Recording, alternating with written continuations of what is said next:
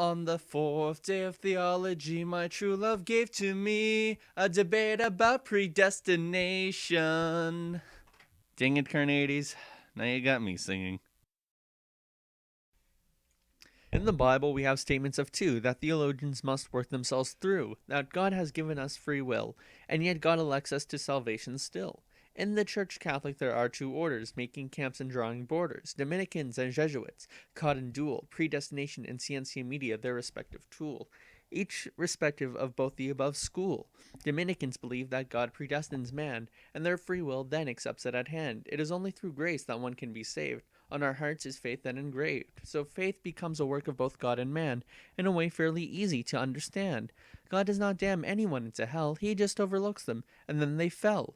God has two wills, will alpha and will beta. Alpha wants all to be saved before the data, while beta damns all after the fact. So God's goodness is still left relatively intact. Now, what is this data? Why, that's the necessity of creation. It is after this God's knowledge gets mitigation. Natural knowledge is knowledge God has innate, knowledge of all things via his pure contemplate. This is knowledge he has since eternity, the natural deductive, but the free knowledge is from inductivity. Free knowledge is done after his action, where he could figure out the proper reaction. Since God does create X, Y will follow in suit. This is necessarily the proper route, so despite God's initial universal desire, he has to allow damnation to transpire. The Jesuit uses Scientia Media in between or middle knowledge to set up the scene. This is knowledge concerned with if-then. Let's look at counterfactuals with Anne and Ben.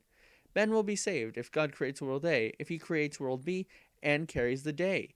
But this is not possible in world C, where both can be. Taken to heaven where both God can see. There is no possible world where salvation for all will occur, and everyone wherein will may hear the call.